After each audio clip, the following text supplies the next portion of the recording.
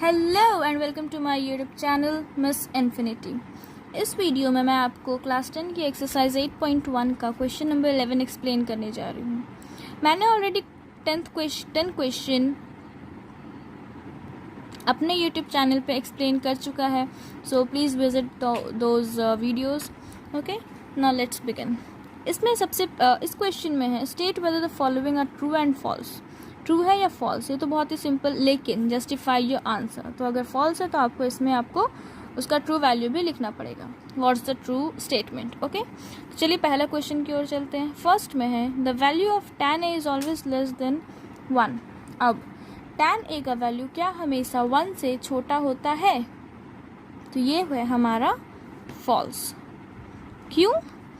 आप एक बार, मैंने एक वीडियो अपलोड किया हुआ है basic of trigonometry, introduction to trigonometry. उसमें मैंने सारा वैल्यूज़ आप लोगों को याद कराया है। tan 0, 30, 60, 45, 90 सारा का सारा, साइन कॉस tan सबका। उसमें एक बार आप चेक कीजिएगा, tan a का वैल्यू जितना भी है उसमें एक √3 आता है tan 60 का value. tan 60 degrees equals to √3 which is greater than 1। इसीलिए हम लोग का जो ये स्टेटमेंट है वो हो जाता है फॉल्स, क्योंकि यहाँ जो √3 है वो 1 से बड़ा है। अब ये 1 से बड़ा क्यों है? क्योंकि जो √3 का वैल्यू होता है वो होता है 1.732 which is greater than 1। therefore this statement is false. ठीक है, समझ में आ गया। चलिए अब सेकंड क्वेश्चन में चलते हैं। सेकंड है sec a is equal to 12/5 for some value of angle a। अब यहाँ पे देखिए sec a 12/5। अब sec ये भी सेम है, sec a is equal to 12/5। ठीक है, यानी कि यहाँ जो sec का वैल्यू है वो 12/5 है।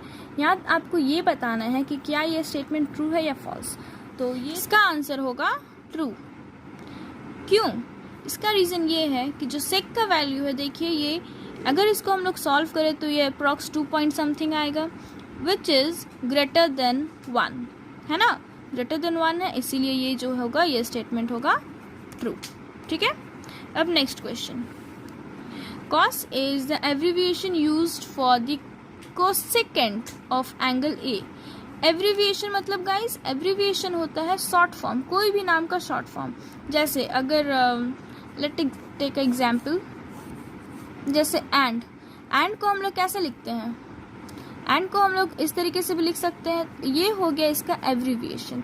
उसी तरीके से यहाँ पूछा जा रहा है कि जो cos a है उसका एब्रीविएशन क्या, मतलब ये क्या कोसेकेंट का एब्रीविएशन है?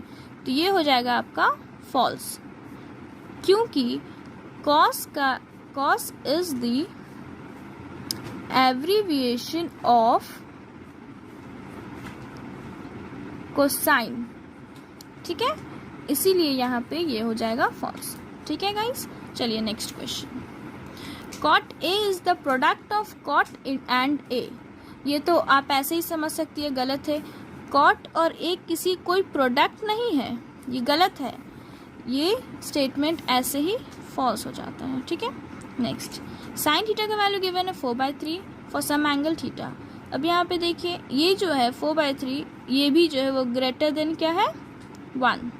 तो क्या ये ट्रू होगा? तो ये हो जाएगा फॉल्स,